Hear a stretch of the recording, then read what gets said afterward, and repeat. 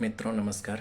मैं उपेंद्र प्रताप सिंह अपने YouTube channel the Upendra show के इस अगले भाग की प्रस्तुति के लिए मैं आप सभी के बीच एक छोटी सी और बहुत महत्वपूर्ण चर्चा रखना चाहूँगा। मुझे लगता है ये चर्चा बहुत ही ज़रूरी है और ये चर्चा है कि एक पीढ़ी से दूसरी पीढ़ी जब स्टार्ट होती है उसमें क्या सामंजस्य और क्या परिवर्तन हुए हैं। दोस्तों, यूँ तो हम लोग संक्रमण काल के युवा हैं जो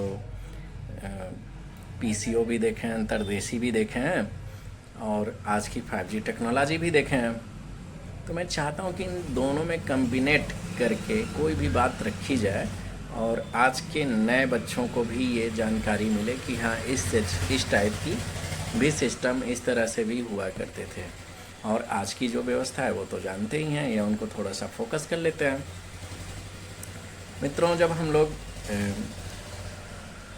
बचपन में बहुत छोटे छोटे थे, होश संभाले थे, मुझे लगता है 3 साल, 2.5 साल, 4 साल मान लीजिए, नियर अबाउट, तो अंतर्देशी चलता था, नीले रंग का होता था और उसको फोल्ड करके चिपकाने वाला होता, चिपका करके उसको पोस्ट किया जाता था, डाकिया पहुंचाता था गंतव्य तक।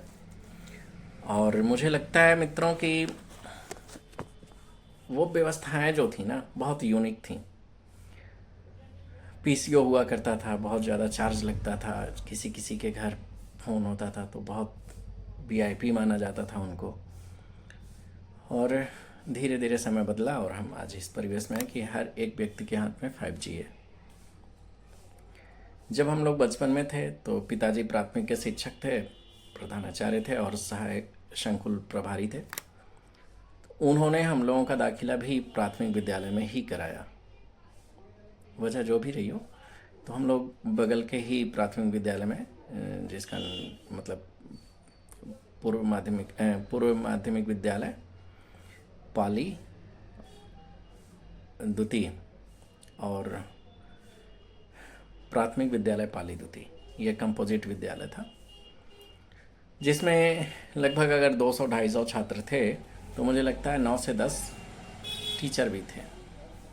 और कैंपस बहुत अच्छा, बहुत लंबा चौड़ा, बड़ा सा पीपल का पेड़ मुझे आज भी याद है, अभी भी वो पेड़ है। आम के 8-10 घने वृक्ष और यूकेलिप्टस, पेड़ों की भरमार। और खूब मोटा अंग्रेज़ों के ज़माने का विद्यालय और उसका लेंटर ठंडा रहता था गर्मियों के टाइम में भी। जब शिक्षक गर्मी ज़्यादा पड़ती थी, बाहर निकालते थे पेड़ों के नीचे, तो ब्लैक बोर्ड, अंदर तो ब्लैक बोर्ड हुआ करता था, बाहर एक तिपाई बनती थी, तिपाई को लगा करके एक लकड़ी का ब्लैक बोर्ड लगा करके उस पर अध्ययन होता था। तो उसके बाद धीरे धीरे धीरे धीरे परिवर्तन हुए।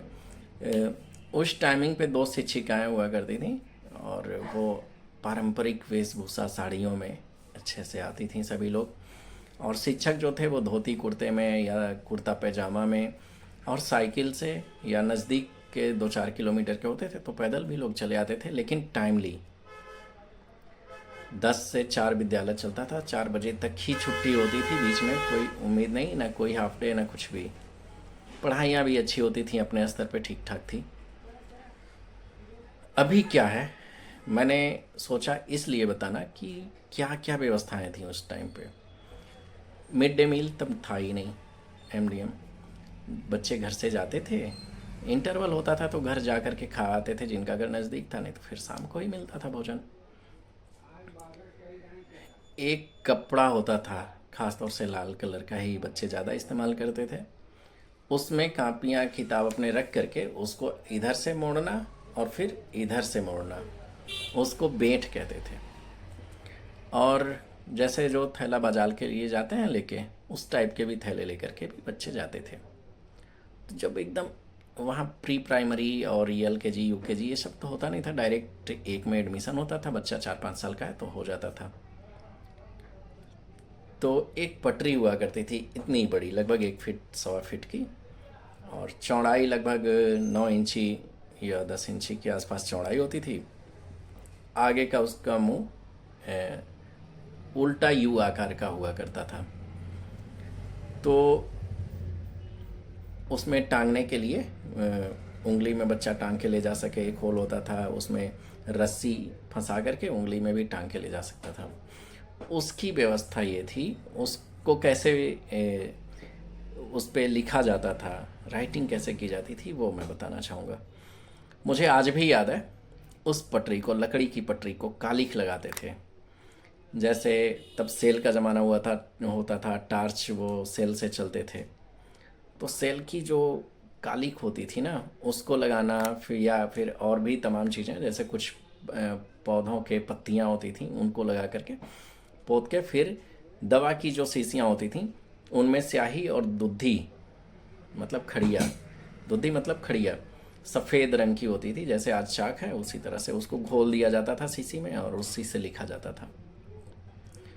फिर हम लोग उसको मठते थे, मतलब रगड़ना, उसी पे एक छोर से दूसरे छोर पे रगड़ना, और जितनी शाइनिंग आती थी उतनी अच्छी मानी जाती थी कि इस पे अच्छा लगेगा जब हम लिखेंगे। दोस्तों, जब ये चीज़ हो जाती थी, लिखने के लिए बच्चा तैयार होता था, तो दो दोस्त एक एक किनारे ऐसे पकड़ लेते थे, एक धागा दुधी में भिगो करके, और दूसरा एक दोस्त आता था, ऐसे बीच में पकड़ के छोड़ता था, वो एक लाइनिंग बन जाती थी। इसी तरह से सेम थोड़ी सी समानांतर एक और लाइनिंग बनाई जाती थी, जिसमें आराम से क ख ग घ ङ ऐसे लिखा जाता था और ले जा करके आचार्य जी को दिखाया जाता था। सभी बच्चे ऐसे ही करते थे। वो दिन बहुत लाजवाब हुआ करते थे। और नरकट की कलम होती थी। नरकट आपको मिल जाएंगे गाँवों में देखने को, और उसको छिल करके चक्कू से, ब्लेड से छिला जाता था। एक चकली कलम बनती थी, एक पतली कलम बनती थी। चकली कलम का मतलब सिर्फ इतना होता था, मोटी हेडिंग लिखना या खत मारना। जैसे दो लाइनें जब ऐसे बनती थीं जिसमें लिखा जाता था, तो उसके एक किनारे और दूसरे किनारे पर ऐसे 3 डाट करके, और फिर बीच में जो 2 जगह बचेगी डाट के बीच में, उधर से निकाल देना होता था। तो इसको खत बोला जाता था। इससे सुंदरता बढ़ती थी। अभी क्या हुआ, उसके बाद जब आगे गया बच्चा, दूसरी, तीसरी, चौथी, खासतौर से तीसरी, दूसरी तक तो वही चलता था, पटरी वाला व्यवस्था, या कुछ ऐसी कापियाँ मिल जाती थी इत्तेफाक से तो हो जाता था। तब स्याही भरा जाता था उसी शीशी में, और वही नरकट की कलम होती थी। और ताव की कापी आती थी, जिस्ता की सॉरी। उसमें क्या होता था, A4 साइज़ का जो पेपर होता है फ़ोटो कापी वाला, उसी का डबल वो होता था मान के चलिए। और जब उसको फोल्ड करते थे कापी बनाने के लिए, तो उसमें बहुत सारे वो, तो उसी पेज को जब मोड़ देते थे और उसमें सिलाई कर देते थे बीच में, तो A4 साइज़ के आकार का हो जाता था। और जब A4 साइज़ के आकार का हो जाता था, तो उसमें ऐसे स्केल, बड़ी वाली 1 फीट की जो स्केल आती थी, उसको ऐसे करके लाइनिंग बना लेते थे कि यहाँ से हमको स्टार्ट करना है। और उसी तरह से समानांतर दूरी पे, चाहे उस समय तो पेंसिल ही हुआ करती थी, पेंसिल से अपना वो कर लिया करते थे, लाइनिंग बना लिया करते थे। फिर उसी तरह से खत मार करके दोनों साइड में वो होता था लाइनिंग, जिसके बीच में ऐसे लाइन होती थी, और साइड से खत मार करके चौड़ी कलम से, नरकट की कलम से खत मारा जाता था, पतली कलम से लिखा जाता था। और कुछ हेडिंग्स होते थे, जैसे मीनिंग्स जब होता था हिंदी का या इंग्लिश का, तो एक तरफ शब्द होता था, एक तरफ अर्थ होता था। तो उसके लिए, शब्द के लिए मोटी हेडिंग यूज होती थी, अर्थ के लिए मोटी हेडिंग यूज होती थी। उसके बाद नीचे पतली कलम से शब्द लिखा जाता था, उसका माने क्या होता है वो लिखा जाता था। तो दोस्तों, इस तरह से वो परिपाटी हुआ करती थी। और क्या गजब के दिन हुआ करते थे। शाम को 4 बजे छुट्टी होती थी, सारे बच्चे खूब खुश होते थे, और पढ़ाई भी अच्छी खासी होती थी। आज हम लोग जो कुछ भी बोल पाते हैं, जो कुछ भी अपने विचार प्रकट करते हैं, कहीं ना कहीं उसके पीछे वो प्राथमिक शिक्षा हम लोगों की मायने रखती है। और उसी की वजह कि हम लोगों की हैंड राइटिंग आज भी, मैं तारीफ़ तो नहीं करूँगा कि ज़्यादातर, मतलब जो लोग नरकट की कलम से लिखे उनकी राइटिंग अच्छी ही हुई है। तो दोस्तों, हमारा ये भाग कैसा लगा आप लोगों को? अगर अच्छा लगा तो हमारे YouTube channel the Upendra show को लाइक करें, शेयर करें, सब्सक्राइब करें। मित्रों, बहुत बहुत बहुत बहुत धन्यवाद।